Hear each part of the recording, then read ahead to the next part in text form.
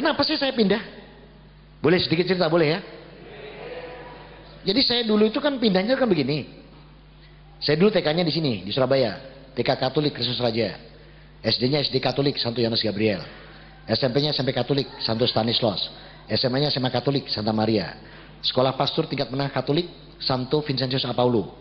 Harusnya 2 tahun, setahun selesai. Jadi mohon maaf kalau rodok cerdas saya, ya. Kemudian nggak ditaruh di umat saya, nggak ditaruh di gereja. Tapi karena saya 2 tahun bisa selesai setahun, saya diteruskan sama keuskupan Surabaya untuk sekolah lagi. Nah, maka saya sekolah lagi, ngambil di STFT, Sekolah Tinggi Filsafat dan Teologi, di Santo Giovanni. Itu 10 semester, harusnya 5 tahun. Saya selesai 3 tahun. Untuk kedua kalinya saya mohon maaf kalau saya rodok cerdas, ya. Jadi saya nggak dikembalikan ke umat, langsung sekolah STFT-nya. Yang 5 tahun cuma 3 tahun saya. Kemudian karena lulus nggak ditaruh di gereja saya. Jadi sebenarnya keliru nulis saya mantan misionaris karena saya belum turun ke umat. Tapi kalau mantan pastor iya, karena sudah dilantik jadi pastor. Jadi harusnya keliru kalau nulis saya jangan mantan misionaris, salah nanti. Bisa dikritik sama mereka. Mantan pastor saya itu benar. Karena saya belum turun ke umat. Begitu saya lulus 3 tahun itu, tidak 5 tahun, saya langsung dikirim ke Vatikan Roma. Saya ambil magister teologi di sana. Harusnya 3 tahun. Saya selesai 1,5 tahun. Untuk ketiga kalinya saya mohon maaf kalau saya cerdas. Nah, kecerdasan saya ini terjawab. Kenapa saya begitu cerdas? Terjawabnya waktu saya masuk Islam. Kenapa? La haula wala quwata illa billah. Karena Allah. Karena waktu saya di SMA Santa Maria, saya nggak pinter-pinter amat kok. Malah hampir dikata nilainya nggak terlalu baik. Karena apa? Waktu itu saya 8 orang satu kelas yang laki-laki. Santa Maria itu perempuan semua itu. Satu kelas 30 itu perempuan. Lakinya cuma 8 lah. Jadi satu orang bisa dapat 3 gitu ya. Nah, pada waktu ujian, antum tahu nggak roknya anak-anak Santa Maria? Ini loh sepanjang baju takwa saya ini roknya.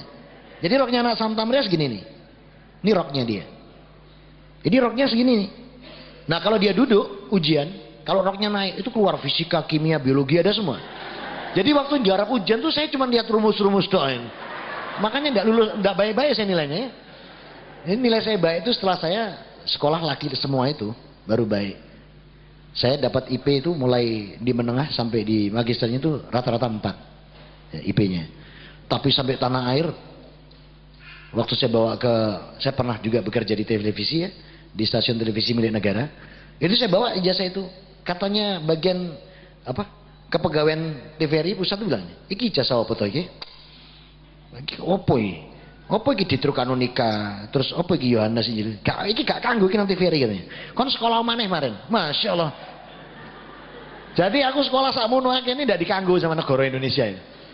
Jadi saya waktu masuk TVRI suruh cari ijazah umum. Maka saya gimana caranya sekolah sambil kerja? Ya sudah saya di ITATS.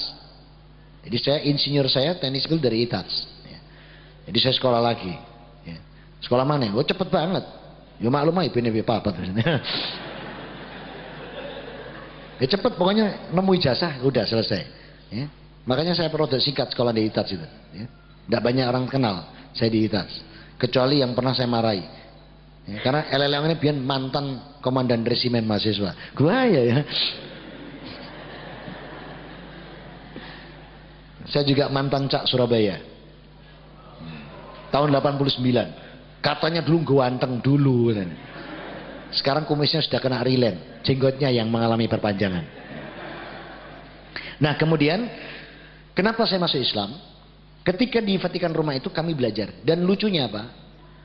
Perpustakaan Vatikan Roma itu punya Al-Quran 52 bahasa. Termasuk terjemahan bahasa Jawa. Lah pulang ke Indonesia, golek Quran terjemahan bahasa Jawa malah ndak ono. Saya ngeluh, piye ya kok iso ya. Tapi Vatikan Roma punya Quran terjemahan bahasa Jawa. Tapi waktu saya pulang ndak ada di Indonesia. Lah ya sampai bingung saya itu. Jadi mereka punya, itu yang buat Yohanes Paulus II, yang buat perpustakaan Islam. Jadi di ruang tempat kami di Saint Peters itu, kami ada perpustakaan yang isinya Islam tok full. Di sana hadis itu ada 36 kitab. Dan hadis sahih ternyata 36 kitab. Hadis maudhu, doif, tidak diterima di Vatikan. Hebat enggak? Tapi kok mlebu Islam gak gelem. Heran saya. Nah kenapa mereka tuh kok tidak mau pindah itu lah? Padahal ayatnya jelas. Saya melakukan 2 penelitian. Yang pertama karena akidah, yang kedua karena hubutunya. Menurut akidah begini, Allah itu kalau kita tidak kebacut, tidak ditutup. Tapi kalau kita sudah kebacut benar, kufur terhadap nikmat Allah ini, maka ditutup. Maka hati-hati dengan surat ke-7 ayat 178. Jangan sampai kita dicap seperti itu. Lahum qulubun la yafqahuna biha, walahum a'yunun la yubsiruna biha, walahum adhanun la yasma'una biha. Jangan sampai hati kita ini sudah tidak lagi bisa memahami ayat Allah, mata kita tidak bisa lagi melihat keagungan Allah, telinga kita nggak bisa lagi mendengar ayat Allah. Kalau sudah seperti ini, masya Allah, ya, ini tempatnya neraka dan sesat melebihi hewan. Oleh karena itu, mereka nggak akan mungkin mau pindah. Karena apa? Hubud dunia. Bayangin aja, di Matius 16:4, maka mereka mendapatkan 10%-nya, 1/10 dari harta kekayaan. Itu kan luar biasa. Makanya suruh pindah tidak mau, kenyamanannya banyak. Contoh ya, ini contoh. Kalau namanya pendeta mau ceramah atau khutbah, sehari sebelumnya ditelepon, Bapak Pendeta, ya besok khutbah. Di mana? Di Purimas. Kami jemput 2 jam sebelumnya. Nah, itu kalau pendeta. Kalau Ustadz jangan lupa ya besok ya, bisa berangkat sendiri ya Tat ya. Itu. Tidak apa-apa, tenang. Tenang, saya masih bisa berangkat sendiri. Ini cuman contoh. Lagian kalau pendeta dijemput pakai mobil kan, naik Pajero ini, yes. Tanya dia, mobil apa ini? Pajero pendeta, enak sekali. Paling lama 1 semester, 6 bulan. Mobil yang dia bilang enak, atas dasar laporan yang jemput, itu sampai ke Dewan Gereja Indonesia, Dewan Gereja Internasional, ke Vatikan Roma, 6 bulan mobil itu sudah ada. Gimana mau ndak dinikmati, ndak bubukan mereka? Luar biasa. Untuk keluar rugi, hubudunya.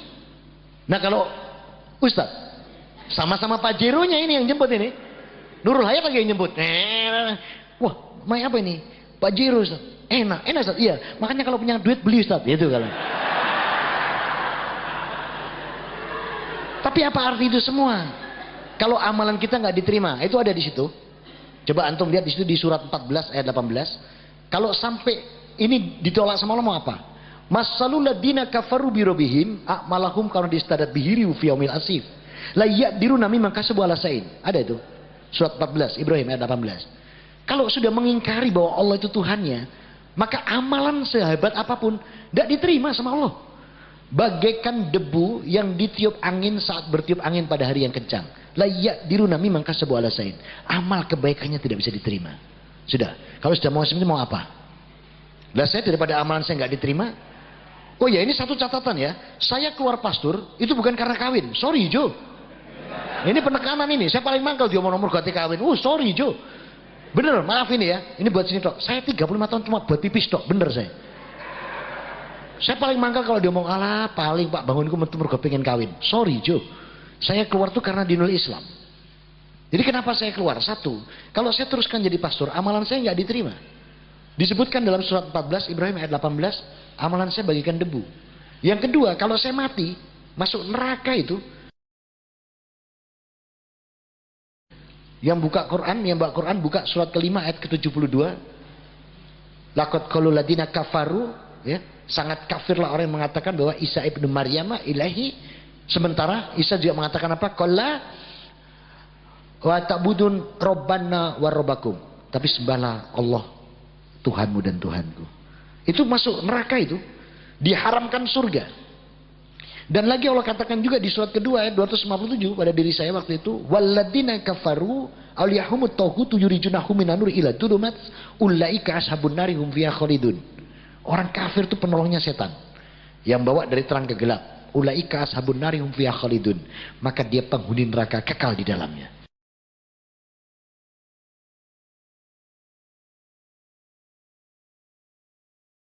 Nah kalau saya teruskan berarti amalan saya nggak diterima, mati masuk neraka, hidup tidak punya apa-apa, kan tidak kawin.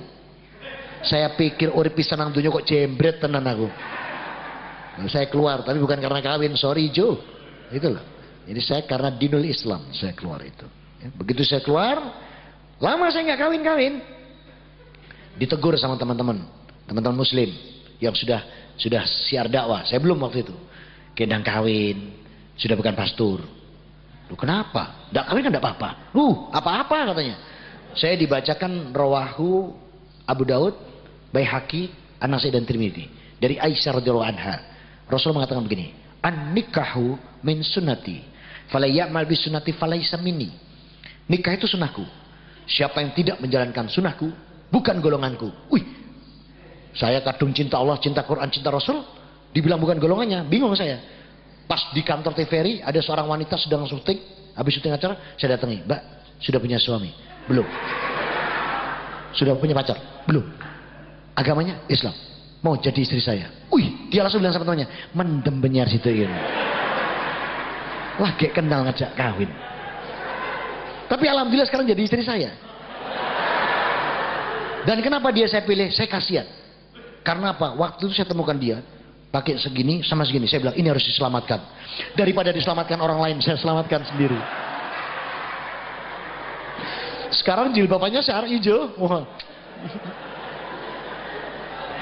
Bener, saya pikir dia itu kurang bahan atau penjahitnya yang bodoh. Masa segini sama segini? Saya bilang ini harus diselamatkan nih. Daripada orang lain, saya selamatkan sendiri. Langsung saya selamatkan. Jadi dia bilang sama temannya, "Mendemong iki kan langsung ajak nikah."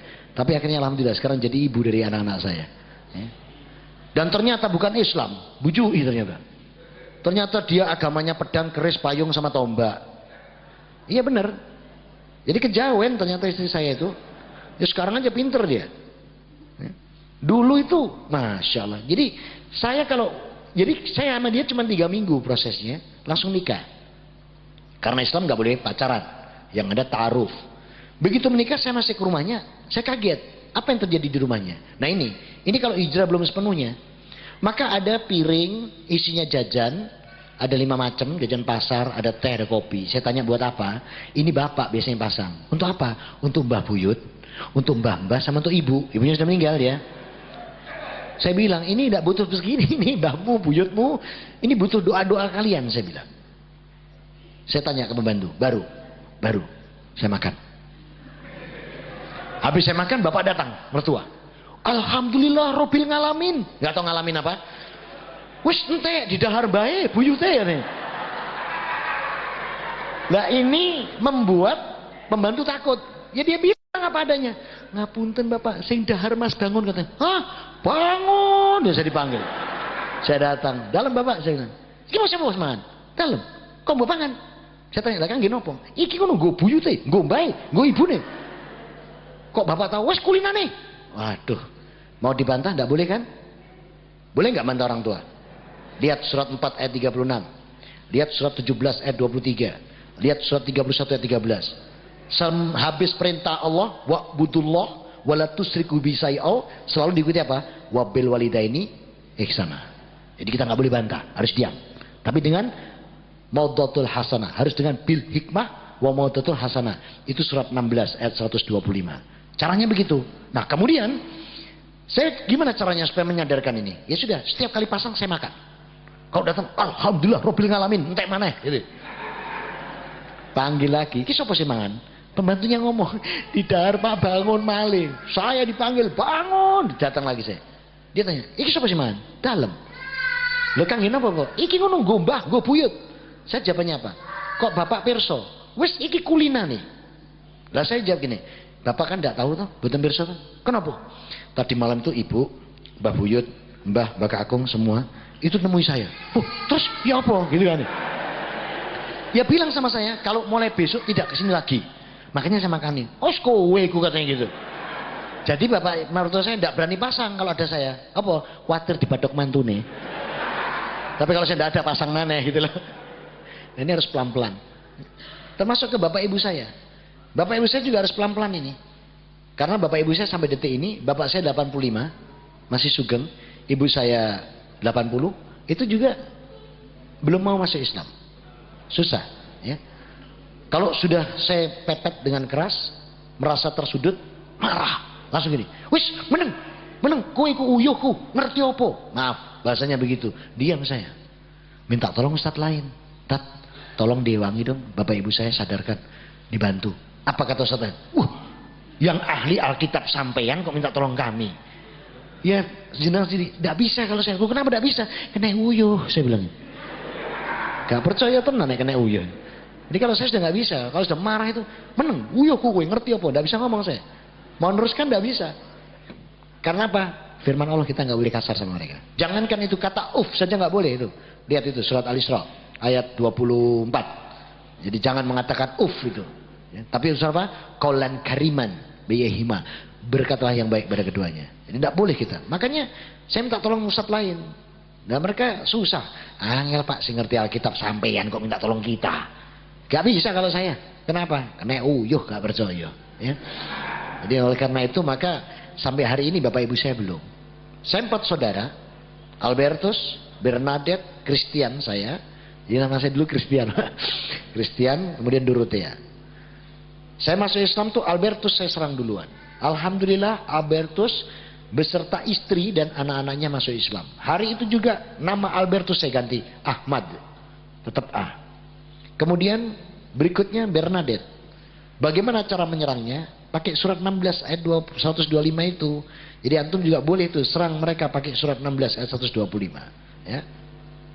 Kemudian saya serang Bernadette. Subhanallah, la haula wala quwata illa billah, biiznillah. Bernadette beserta suami dan anak-anaknya masuk Islam. Allahu Akbar. Bernadette-nya tak ganti Bilqis, tetap B. Saya sendiri Kristen jadi Haris, pakai CH. Kemudian adik saya Dorothea jadi Dibah, habis. Saya sudah dapat 4. Ya, sak suami, sak keluarga, plus teman-teman yang lain. Panjenengan sudah dapat berapa? Lu kok ketawa? Lihat surat 12 Yusuf ayat 108. Itu ada perintah Allah. Nanti jangan diminta itu. Kul hadis sabli ad'u ilallah ala basratin wa ana wa tabani wa subhanallah wa ma'ana minal musyrikin. Kita diperintahkan oleh Allah menyampaikan ini. Jadi kalau mau hijrah totalitas, sampaikan juga nikmat ini kepada yang lain. Ini perintah Allah. Surat Yusuf ayat 108. Sebab kalau kita tidak menyatakan seperti itu, nanti kita ditagih sama Allah. Maka totalitas hijrah sepenuh hati ini dengan mengajak yang lain. Surga ini milik siapa? Milik Allah. Untuk siapa? Untuk, kok takut sih jawab? Ngomong untuk orang Islam ini kok takut? Untuk siapa? Untuk orang Islam. Betul. Umat lain kok nyimut? Yang bilang Allah. Coba buka sekarang Qur'annya surat 9 ayat 111. Apa firman Allah di situ? Innallaha hashtara minal mu'mina anfusahum wa amwalahum bi annalahumul jannah. Ini janji Allah ini.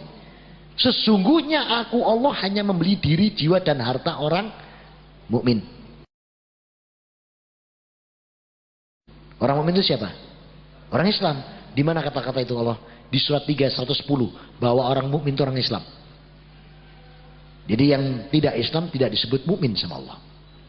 Kemudian Allah katakan apa? Allah hanya membeli diri, jiwa, harta untuk diberikan surga.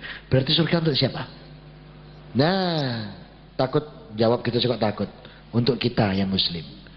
Nah, saya kalau katakan ini, sering saudara-saudara saya yang belum pindah, termasuk yang di sana itu sekarang mesti ngomong gini, gak ngono Pak Bangun, surga itu dewe-dewe, surga ini sampean dewe, kami ya sendiri. Tak jawab, developermu gak dipayu nih kan. Tidak bisa bangun, tidak ada kapling misalnya. Kaplingnya cuma buat kami. Nah gimana caranya ngajak mereka supaya mereka tuh bisa masuk Islam? Kasih renungan yang gampang. Renungannya gini. Jenengan punya kos-kosan, ya, punya rumah, kamarnya banyak. Saya koskan. Oke. Sebagai pemilik rumah kos punya aturan enggak? Contoh, tidak boleh pulang larut malam, ya. Tidak boleh bawa narkoba. Minuman keras, ya. Tidak boleh bawa lain jenis masuk kamar dan lain sebagainya, banyak kan? Kira-kira saya tanya, kalau misalnya yang kos di rumahmu melanggar, apa pendapatmu? Saya tanya gitu kepada yang Nasrani itu, ke saudara saya yang belum pindah. Ya dia bilang, oh ya tak usir soko kos-kosanku, tak kon golek kos-kosan dia. Dia bilang gitu. Saya bilang, jane podo. Dunia itu siapa? Punya Tuhan. Lah ya, Allah lah, saya bilang ya. Yang punya aturan siapa? Allah. Nek kowe gak iso melo aturan Allah, kudune kowe golek dunia lain. Iso kowe golek dunia lain. Gampang kok ngajaknya. Nah ini coba jenengan praktekkan tips-tips seperti saya ini. Mikir tuh dia sudah. Iya ya. Nek iso golek dunia lain enggak apa-apa gitu loh. Selama kamu enggak bisa cari dunia lain, manuto. Dan beritahu dia, Islam ini indah. Kenapa Islam indah? Islam jaminan surga. Ya. Jadi Islam jaminan surga. Nah oleh karena itu maka sampaikanlah ini kepada seluruh dunia. Jadi jenengan tuh punya tugas menyampaikan kepada siapa? Kepada Cik D, Cik Nga, Kok Lek, Kok Liang, Cece, Meme, itu harus sampaikan. Termasuk Franciscus, Vincentius, Wedus, keliru, Robertus. Saya tuh kalau nyebut nama-nama sana tuh, iya karena gini, saya waktu buka Quran pertama dulu, saya bisa jatuh cinta. Kenapa? Saya dipanggil sama Allah waktu belajar Quran dengan panggilan Ya Ayyuhan Nas. Kadang saya dipanggil Ya Ayyuhalladina Amanu. Masya Allah, Al-Quran itu. Nah, kalau saya buka kitab saya lagi yang lama, Injil saya, dipanggil saya sama Tuhan saya, wahai anak-anak domba yang hilang. Untung kamu nimbe. Kadang dipanggil anak domba yang sesat barang. Terus saya mikir kok tunggale wedhus ngene aku nang kene. Makanya saya terus pindah. Jadi saya pindah bukan karena kawin. Aku paling muangkel di perkara kawin itu. Saya pindah karena dinul Islam.